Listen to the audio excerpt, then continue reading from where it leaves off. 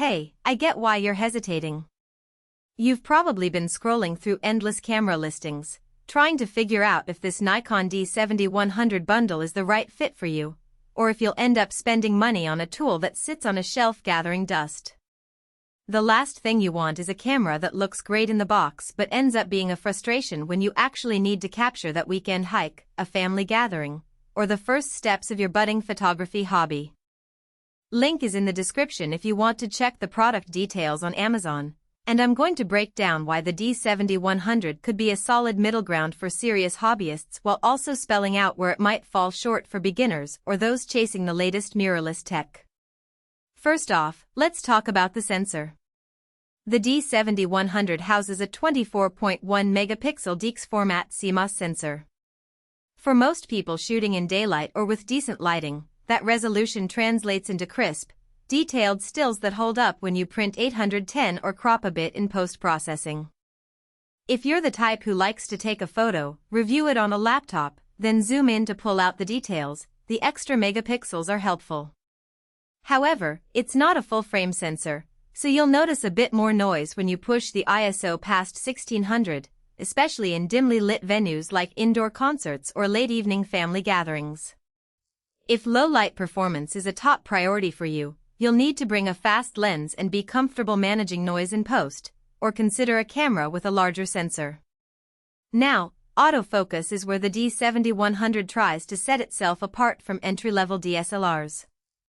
The 51-point AF system includes 15 cross-type sensors, which are pretty reliable when you lock onto subjects that move moderately. Think a kid running across a park or a cyclist on a trail. In practice, the AF will track fairly well if you stay on the same subject and give it some breathing room. The downside? When you're dealing with erratic movement like a fast-moving pet or a sprinting sprinter, the focus can chase a moment too long, leading to a few missed shots.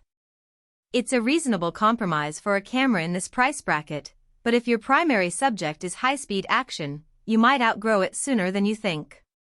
Low-light behavior, as I touched on earlier, is closely tied to the sensor and the lens you pair with it.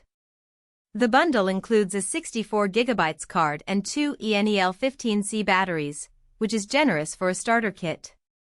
Those batteries provide decent stamina.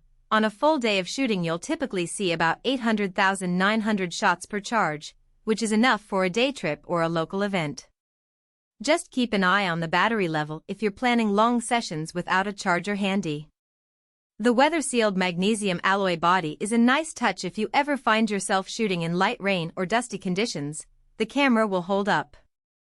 That said, the D7100 does not have built-in image stabilization, relying instead on lens-based stabilization. This means you'll get the best handheld results when you pair it with a Nikon lens that includes VR, vibration reduction. Without VR, you'll need to keep your shutter speeds high enough to avoid blur, especially in low light.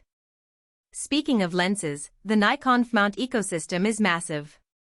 You can find a lens for almost any scenario, from ultra-wide 10mm prime to 300mm telephoto zooms.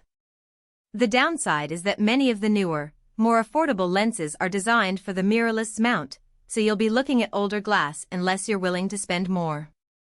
If you already own Nikon glass or are comfortable hunting down used lenses, that's a real advantage. If you're starting from scratch and want a camera that works seamlessly with inexpensive lenses right out of the box, you might find the purchasing path a bit steep. Menu navigation is another practical pain point. Nikon's menu system is loaded with options, which can be a double-edged sword. Power users love the depth. You can tweak everything from focus assist to custom button assignments. For someone new to DSLRs, though, the sheer number of settings can be overwhelming. I found that the guide mode, which provides on-screen explanations for each setting, helped flatten the learning curve, but you still need to set aside a few evenings to really get comfortable. If you're the kind of creator who loves to tinker and fine-tune your workflow, you'll appreciate that level of control. If you'd rather point-and shoot without digging through layers of menus, a simpler camera might serve you better. So, who should buy this?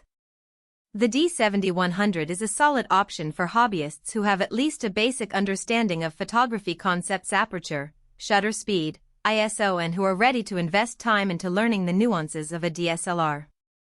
It shines when you're shooting portraits, landscapes, and casual sports where the subject's motion isn't extreme. The included accessories, extra battery, large card, charger make the bundle feel complete for a first serious step into interchangeable lens photography. If you already own a few Nikon lenses or plan to purchase them,